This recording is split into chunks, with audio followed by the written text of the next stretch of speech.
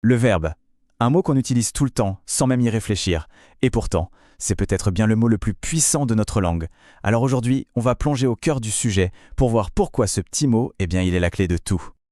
Alors, regardons ça de plus près. Imaginez cette phrase. Le garçon, une pomme.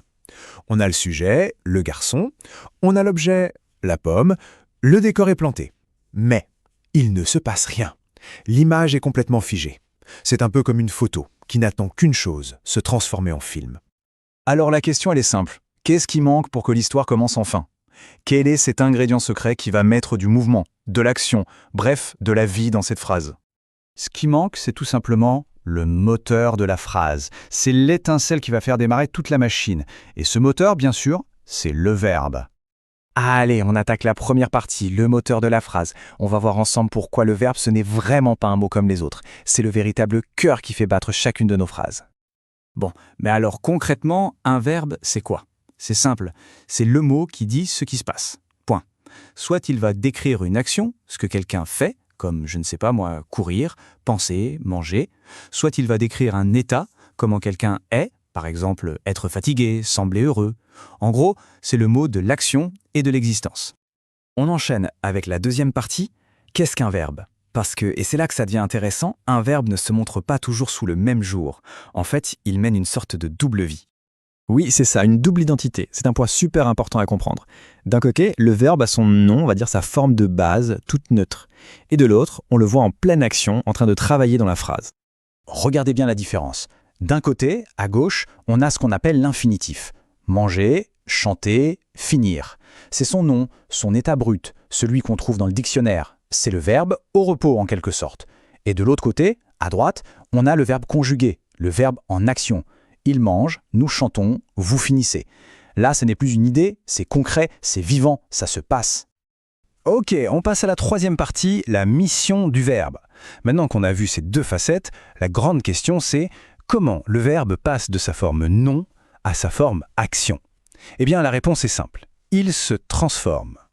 Et cette transformation, qu'on appelle la conjugaison, elle n'est pas là pour rien. Elle sert à donner deux informations absolument essentielles.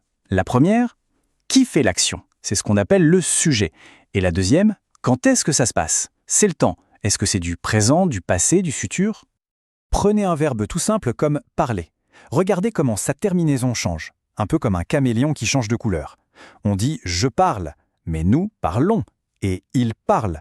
Le début, la racine parle, elle ne bouge pas. Mais la fin, elle, s'adapte parfaitement à la personne qui est en train de faire l'action. Allez, quatrième partie, trouver le verbe. Bon, c'est bien beau de dire que le verbe est super important, mais comment on le trouve à coup sûr dans une phrase? Alors là, j'ai une petite astuce, toute simple, mais redoutablement efficace. Alors, l'astuce, la voici. C'est tout bête. Pour être sûr de trouver le verbe conjugué, il suffit de mettre la phrase à la forme négative. Le verbe, c'est le seul mot qui va se retrouver prisonnier entre le ne et le pas. C'est une technique infaillible, c'est presque magique, vous allez voir. On fait le test? Prenons une phrase toute simple. Le chat regarde la souris. Ok. À première vue, on pourrait hésiter. Où est le moteur de cette phrase? Et maintenant, on applique l'astuce. On passe la phrase à la forme négative. Ça donne « Le chat ne regarde pas la souris ». Et voilà, le tour est joué. Le mot « regarde » est parfaitement coincé entre « ne » et « pas ». C'est lui, notre verbe, pas d'erreur possible. Simple, efficace, imparable.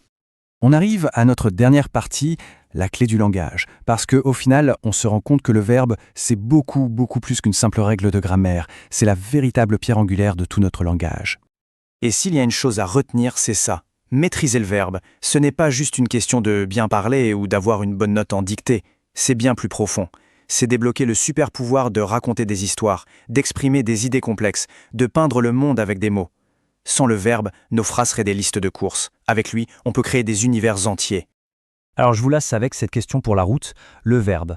Est-ce que c'est juste un mot, une case à cocher dans la grammaire, ou est-ce que c'est en fait le cœur battant de chaque histoire, de chaque conversation, de chaque pensée qu'on ait jamais eue?